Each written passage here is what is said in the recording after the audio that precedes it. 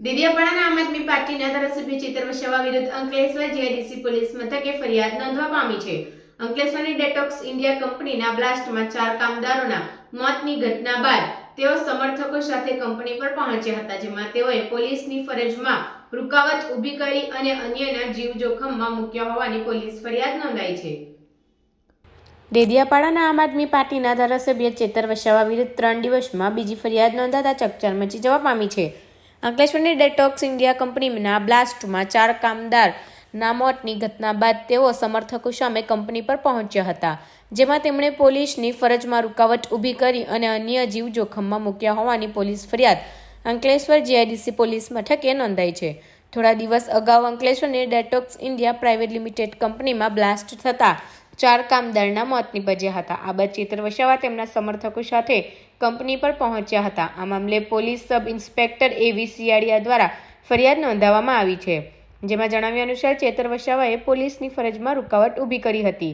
આ ઉપરાંત કંપની પ્લાન્ટમાં દુર્ઘટના બાદ અન્ય લોકોના જીવને જોખમ હોય એમ છતાં સમર્થકો સાથે તેઓ કંપની પરિસરમાં પહોંચ્યા હતા અને કંપની બંધ કરાવી દેવાની પણ ધમકી આપી હોવાની પોલીસ ફરિયાદ નોંધવામાં આવી છે. ત્યારે આ મામલે જીઆઈડીસી પોલીસે ફરિયાદ નોંધી તપાસ શરૂ કરી છે. સોમવારે ઝઘડિયાના રાજપારડી પોલીસ સ્ટેશને ફરિયાદ નોંધાઈ હતી. અત્રે ઉલ્લેખનીય છે કે તાજેતરમાં ચેતર વસાવા વિરુદ્ધ ઝઘડિયા રાજપારડી પોલીસ મથકે પણ ફરિયાદ નોંધાઈ હતી, જેમાં મંજૂરી વગર પદયાત્રા કાઢવાનો તેના પર આરોપ લગાવવામાં આવ્યો હતો. ત્યારે ચેતર વસાવા પણ એક પછી એક પોલીસ ફરિયાદ નોંધાતા તેમની કાયદાકીય મુશ્કેલીઓમાં વધારો થશે એ વાત ચોક્કસ છે. આ અંગે ધારાસભ્ય ચેતર વસાવાએ જણાવ્યું હતું કે અંકલેશ્વર જીઆઈડીસીમાં આવેલી ડેટોક્સ ઇન્ડિયા કંપનીમાં ગત તારીખ 13 ડિસેમ્બર 2024ના રોજ બ્લાસ્ટ થયો હતો. એ ઘટના બાદ ત્યાં કામ કરતા કામદારોના પરિવારનો સાંજે 4 વાગ્યે મારા પર ફોન આવ્યો હતો, જેથી અમે 4:30 વાગ્યાના અરસામાં અમે ત્યાં પહોંચ્યા હતા. ત્યારે ત્યાંના મેનેજમેન્ટ, ત્યાંના ઉપસ્થિત પ્રાંત અધિકારી, સેફટી અધિકારી અને પોલીસ અધિકારીઓએ અમને જણાવ્યું હતું કે આ બ્લાસ્ટની ઘટનામાં કોના મૃત્યુ થયા છે, કોને ઈજાઓ થઈ છે એની જાણકારી તેમના પરિવારને આપવામાં આવે. ત્યારબાદ 4 લોકોના મૃત્યુ થયા હોવાની નામ સહિત જાણકારી ત્યાંના યુનિટ મેનેજરે અમને આપી હતી. આ સમગ્ર ઘટનાની જાણ થતાં સ્થાનિક નેતાને તથા તેના પેટમાં તેલ રેડાયું અને આ નેતાઓએ પોલીસ સાથે મિલીભગત કરીને અંકલેશ્વર જીઆઈડીસી પોલીસ સ્ટેશનના પોલીસ સબ ઇન્સ્પેક્ટર એવી શિયાળિયા પોતે અરજદાર બની 7 દિવસ બાદ ગત 10 ડિસેમ્બરે મારા પર ખોટી એફઆરઆઈ કરી છે. જીઆઈડીસીના દારૂના અડ્ડાના 35 વિડીયો વાયરલ કરતા ફરિયાદ દ્વેષભાવપૂર્વક ચેતર વસાવાએ આક્ષેપ કરતા જણાવ્યું હતું કે પોલીસ અને ભરૂચના એસપીને પણ કહીશું કે અમે 35 જેટલા વિડીયો જાહેર કર્યા છે, જેનાથી તેમની ઊંઘ હરામ થઈ ગઈ છે. એના કારણે જ તમારો અવાજ દબાવવા માટે તેમણે અમારી સામે આવી ખોટી ફરિયાદ કરી છે. તેમની આ ખોટી ફરિયાદથી અમે ડરવાના નથી. ભરૂચ પોલીસ વિભાગ અને એસપીમાં પાણી હોય તો અમે 35 વિડીયો આપ્યા છે.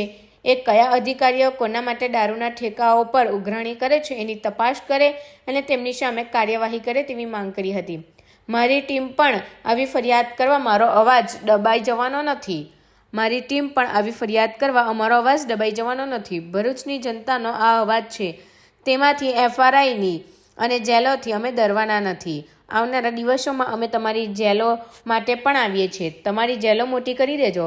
હજારોની સંખ્યામાં પણ જેલમાં બેસવાનું થશે, ત્યારે પણ અમે તમારી જેલોમાં બેસીશું. અને પોલીસ અધિકારીઓને ખાસ કહેવા માંગીએ છીએ કે સરકારો બદલાતી રહેશે, તમારો પગાર પ્રજાના ટેક્સમાંથી આવે છે, એટલે નિષ્પક્ષ કાર્યવાહી કરો, તટસ્થ કાર્યવાહી કરો.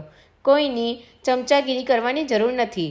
જ્યારે પણ આવી ઘટનાઓ બહાર આવે છે ત્યારે સામાન્ય પ્રજાનું તો શું, ધારાસભ્યો પર ફરિયાદ થાય છે ત્યારે પોલીસ વિભાગ પરથી જનતાનો વિશ્વાસ ઉઠી જાય છે.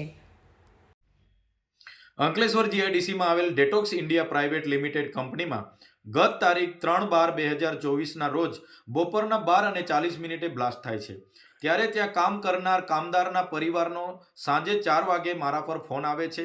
ત્યારે અમે કંપની પર 4:30 વાગ્યાના અરસામાં પહોંચીએ છીએ. ત્યારે ત્યાંના મેનેજમેન્ટ, ત્યાંના ઉપસ્થિત પ્રાંત અધિકારી, સેફટી અધિકારી અને પોલીસ વિભાગના અધિકારીઓને અમે જણાવીએ છીએ કે કોનું મૃત્યુ થયું છે, કોને ઈજા થઈ છે એની જાણકારી એમના પરિવારોને આપવામાં આવે.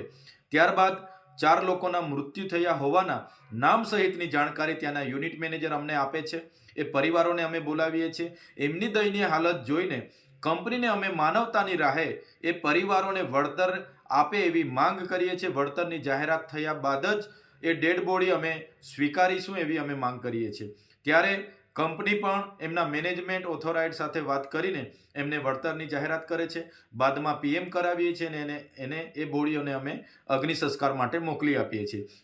ત્યારે આ સમગ્ર ઘટનાની જાણ ત્યાંના સ્થાનિક નેતાઓને થતાં એમના પેટમાં તેલ રેડાયું અને આ નેતાઓએ પોલીસ સાથે મિલીભગત કરીને અંકલેશ્વર જીઆઈડીસી પોલીસ સ્ટેશનના પોલીસ સબ ઇન્સ્પેક્ટર એવી સિયાડિયા પોતે અરજદાર બનીને દિન 7 બાદ ગત તારીખે 10ના રોજ મારા પર ખોટી એફઆઈઆર કરી છે.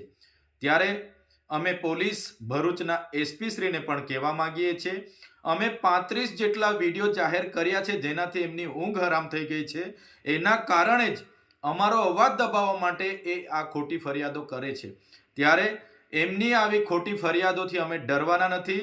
ભરૂચ પોલીસ વિભાગ અને એસપીમાં પાણી હોય તો અમે 35 વિડીયો તમને આપેલા છે, જાહેર કર્યા છે.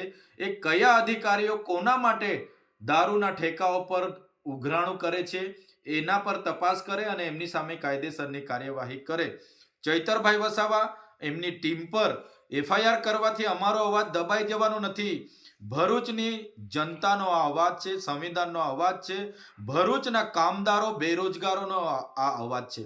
તમારી એફઆઈઆરોથી અમે તમારી જેલોથી અમે ડરવાના નથી. આવનારા દિવસોમાં અમે તમારી જેલો માટે પણ આવીએ છીએ. તમારી જેલો મોટી કરી દેજો. જ્યારે હજારોની સંખ્યામાં પણ જેલમાં બેસવાનું થશે ત્યારે પણ અમે તમારી જેલોમાં બેસીશું. અને પોલીસ અધિકારીઓને ખાસ કહેવા માંગીએ છીએ, સરકારો બદલાતી રહી છે, તમારે તમારો પગાર એ પ્રજાના ટેક્સમાંથી આવે છે, એટલે નિષ્પક્ષ કાર્યવાહી કરો, તટસ્થ કાર્યવાહી કરો. કોઈના ચમચાગીરી કરવાની જરૂર નથી. જ્યારે પણ આવી ઘટનાઓ બહાર આવે છે તો સામાન્ય લોકોનું તો શું, ધારાસભ્ય પર ખોટી ફરિયાદો થાય છે તો પોલીસ વિભાગ પરથી સામાન્ય જનતાનો વિશ્વાસ ઉઠી જાય છે. ધન્યવાદ.